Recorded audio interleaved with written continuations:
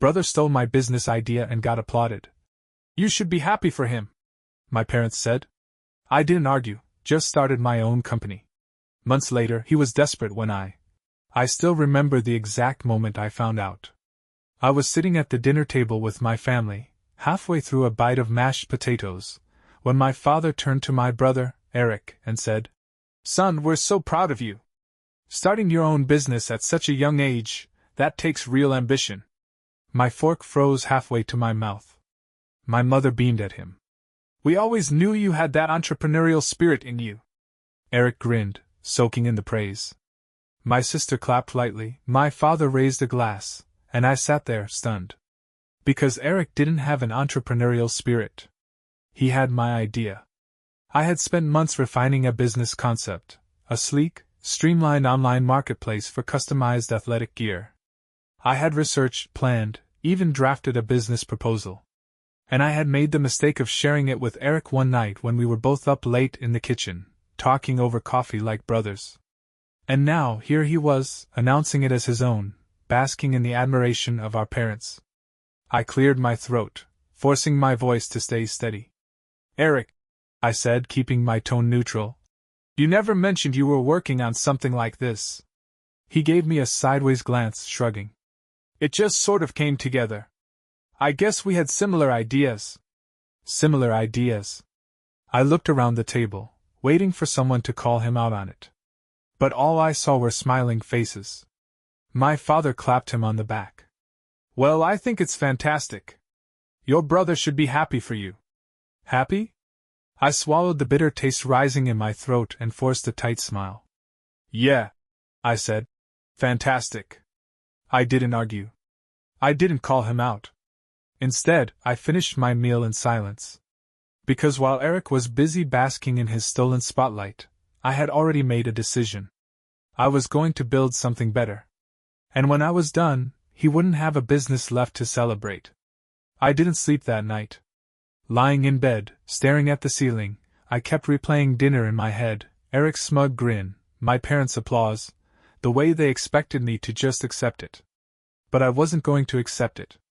I got up, grabbed my laptop, and started working. I still had my original notes, my business plan, and all the research I had done. If Eric wanted to steal my idea, fine. But he had no idea how much work it actually took to make it successful. And that was my advantage. For the next few weeks, I barely spoke to him. While he was busy giving interviews to local blogs and celebrating his genius, I was refining my concept, improving it, strengthening it, making it something he wouldn't even be able to compete with. I stayed quiet. I let him have his moment. But then, the first cracks in his business started to show. It happened at a family gathering. My uncle, who owned a small chain of sporting goods stores, was congratulating Eric when he casually asked, "So how are you handling logistics? Fulfillment must be a nightmare with so many custom orders." Eric's smile faltered for just a second. "Oh, we're still figuring that out," he said quickly, waving it off. "But it's all under control." I hid my smirk behind my drink. It wasn't under control. I knew because I had spent weeks researching fulfillment centers, suppliers, and shipping costs. Custom athletic gear wasn't easy to scale. It required precision, strong supplier relationships, and airtight financial management. And Eric? He had none of that. I could already tell what had happened. He had rushed into the business, fueled by stolen ideas and blind confidence, without thinking through the logistics. Without realizing that a great idea wasn't enough. That was mistake number 1.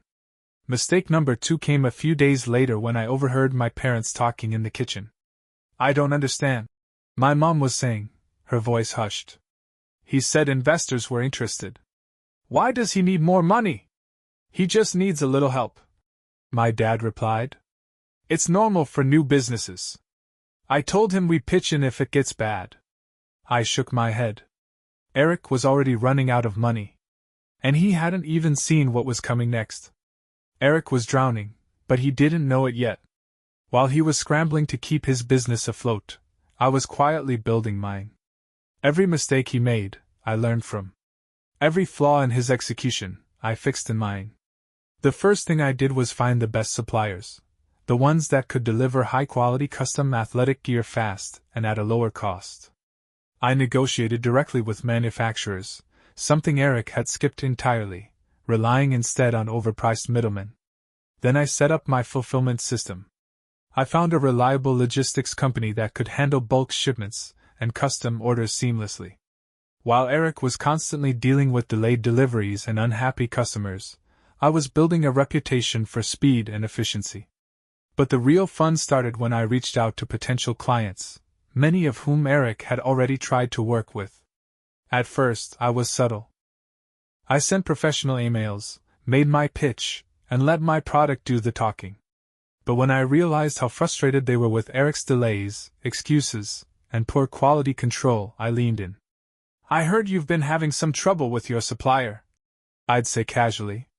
"If you're looking for a more reliable option, we can take care of that for you." One by one, Eric's biggest clients started switching to me. I didn't advertise it. I didn't rub it in. I just let it happen. The first time Eric noticed, it was almost comical. He had been bragging at dinner about a new contract he was signing with a mid-sized gym chain. My dad was practically beaming. "They're really excited," Eric said, puffing out his chest. "This is going to take us to the next level." I sipped my drink and waited. 2 days later, I got a call from the same gym chain. "We were going to go with your brother's company," the manager told me. "But honestly, we're having second thoughts. His team isn't responsive, and we've heard some bad reviews about delays. Can you match his pricing?" I smiled. "I can do better." 3 days later, the contract was mine. Eric had no idea. Not yet. But soon he would. The first real sign of panic came when Eric showed up at my apartment unannounced. I opened the door to find him standing there, looking stressed. His usual cocky demeanor was gone, replaced with something new, uncertainty. "Hey," he said, forcing a casual tone. "Can we talk?" I leaned against the doorframe. "About what?" He ran a hand through his hair. "Business." That got my attention. I stepped aside, letting him in. He paced my living room, hands in his pockets, before finally blurting out, "Have you been talking to my clients?" I kept my expression neutral. "Why?" "Because I've lost 3 big contracts in the past 2 weeks. They're all suddenly going with some new company that does exactly what I do, but better." He shot me a look. "And I can't help but notice you've been working on something lately." I shrugged. "It's a competitive market." His jaw clenched. "Come on, man. You're seriously trying to steal my business?" That made me laugh. I leaned forward, resting my arms on my knees. "Steal your business? You mean the business you stole from me?" He flinched. "Oh, don't look so shocked, Eric," I said, my voice calm. "You think I didn't notice? You took my idea, my concept, my hard work, and ran with it like it was yours. And you thought I was just going to sit back and let you have it?" He opened his mouth, then closed it. For the first time, he looked genuinely rattled. I didn't mean." "You didn't mean to get caught," I interrupted. "You thought you could cut corners, skip the hard work, and somehow make it big. But now you're realizing something, aren't you?" I leaned back with a smirk. "You're out of your depth." Eric looked away, jaw tight. "This isn't a game." "Oh, but it is," I said. "And I've been playing it a lot better than you." For a moment, I almost felt sorry for him. Almost. Then he said something that erased any trace of sympathy I had left. "Mom and Dad said you should help me." I let out a sharp laugh. Of course. Of course they did. "They think I should be happy for you, right?" I said, shaking my head. "That I should put all this aside because family comes first?" Eric exhaled, relieved that I understood. "Exactly. Look, I know I messed up. But we can work together." I held up a hand. "No." His face fell. "What?" "I'm not helping you," I said simply. "In fact, I'm going to do the exact opposite." He blinked. "What does that mean?" I smiled. "It means you should start preparing for what happens next. because his downfall had only just begun. Eric left my apartment looking pale, but I knew he wasn't done fighting. He still thought he could salvage this, that maybe, just maybe, I would soften up and help him. But he didn't understand. This wasn't just business to me. This was personal. And I wasn't done yet. Over the next few weeks, I made my next move. It was one thing to take his clients, but I wanted to hit him where it really hurt, his team. Eric had been lucky enough to hire a few decent employees early on, but he treated them terribly. He overworked them, underpaid them, and ignored their concerns. I knew because one of them, Chris, his best sales guy, had reached out to me. "I don't know how much longer I can do this, man," Chris told me over coffee one afternoon. "Eric doesn't listen to anyone. He's making bad decisions, the company's bleeding money, and instead of fixing the problems, he's blaming us." I took a sip of my drink. "You looking for a new job?" Chris exhaled, rubbing his forehead. "I might be." "Then let's talk." Within a week, I had poached Chris and two of Eric's other best employees. They didn't just quit, they left loudly, making sure other employees knew exactly why they were leaving. Eric tried to do damage control, but it was too late. His company, already struggling with lost clients and bad management, was now falling apart from the inside. And then, the final blow came. One evening, I got a call from a mutual friend. "Dude," he said, barely containing his laughter, "Eric's business is on the verge of collapse. He's looking for investors, but no one will touch him." I leaned back in my chair, satisfied. "Keep me posted," I said, because I knew what was coming next. Eric was going to hit rock bottom. And when he did, he'd come crawling back. And I was going to be ready. It didn't take long. A week after his employees started jumping ship, Eric showed up at my door again. This time, he didn't try to act casual. He looked exhausted, dark circles under his eyes, his usual confidence completely gone. I opened the door and leaned against the frame, arms crossed. "Something wrong?" Eric let out a shaky breath. "I need your help."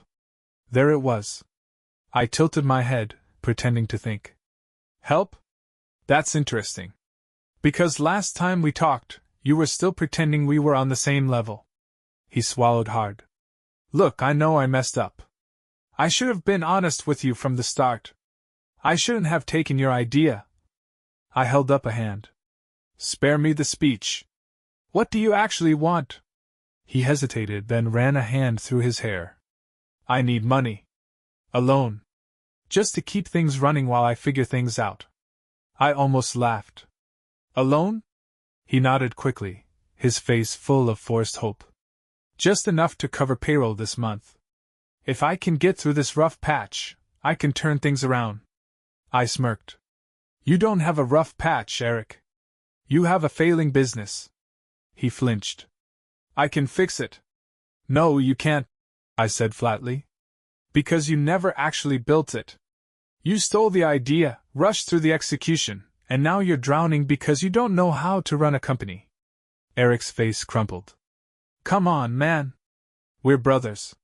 I felt a flicker of something, old instincts telling me to help, to fix things like I always had. But then I remembered dinner that night. I remembered my parents smiling at him, telling me I should be happy for him. I remembered every smug look, every arrogant comment. I shook my head. "Not my problem." His desperation cracked into anger. "You're really just going to let me fail?" I smiled. "No, Eric." I leaned in slightly. "I'm going to make sure of it." He stared at me, stunned. "You're serious?" I nodded. For the first time, he understood. This wasn't a temporary setback. This wasn't something he could charm his way out of. He had betrayed me. And now he was going to pay the price. Eric didn't come back after that. For the first time in his life, he had nothing to say. No excuses, no justifications, just the cold reality that he had lost. But of course, my parents weren't about to let things go so easily.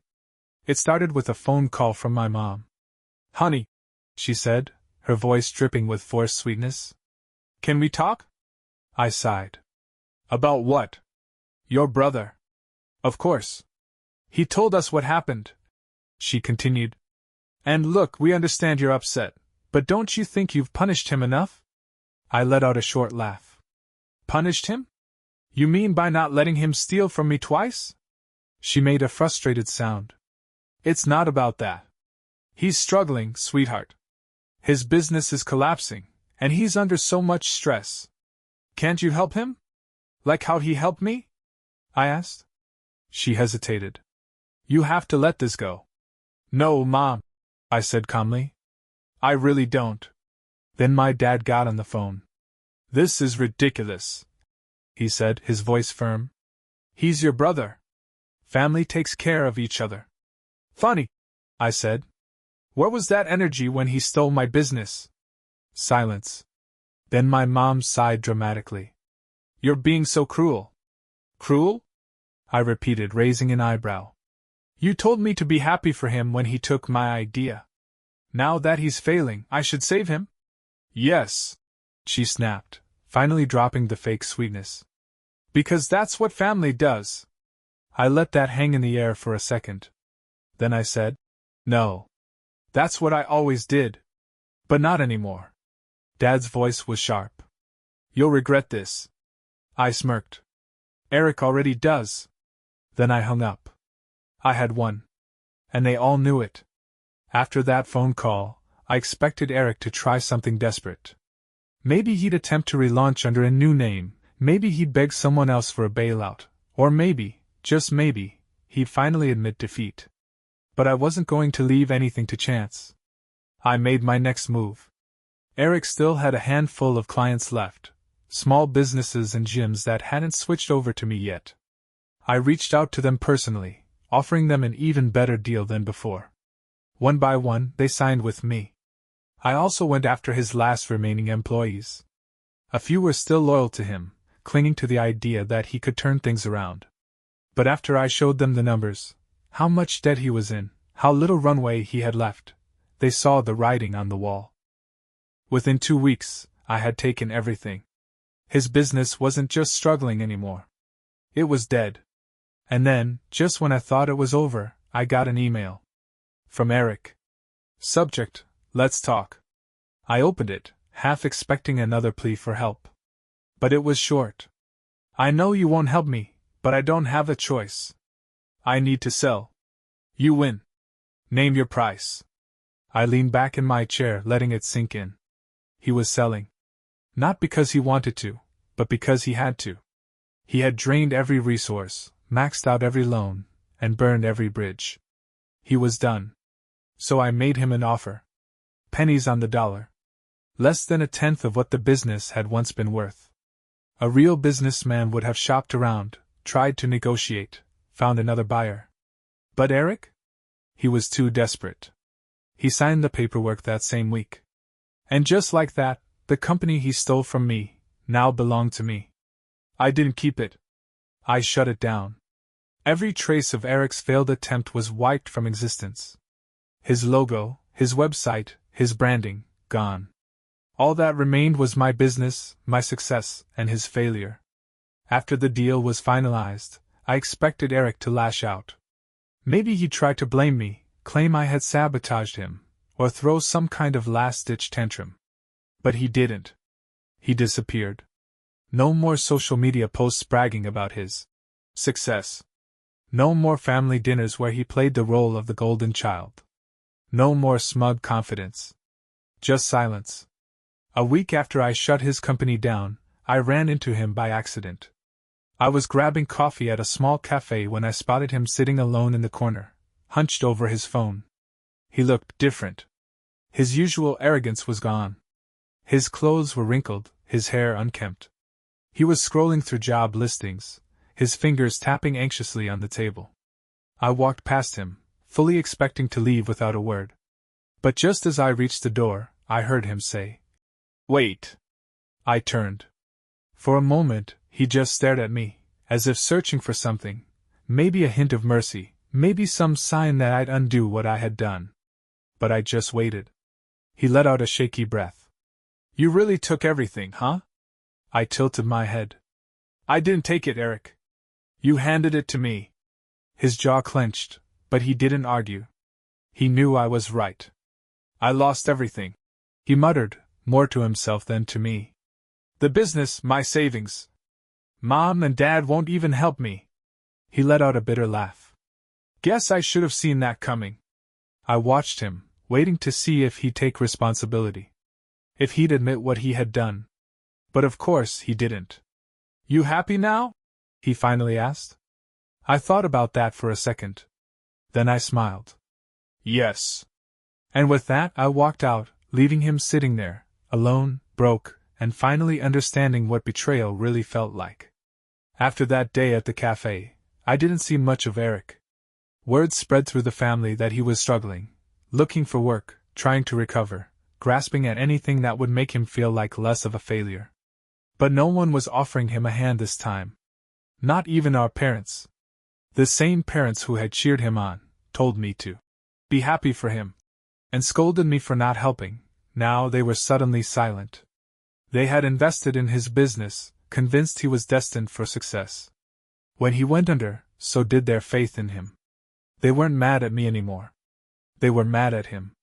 And that was the worst part for Eric, realizing that the love and admiration he had taken for granted had always been conditional. The moment he failed, they dropped him. Just like he had expected me to pick up the pieces of his mistakes, he had expected them to do the same. But they didn't. That's when I knew I had truly won. Not just because I had built the better business. Not just because I had taken everything from him.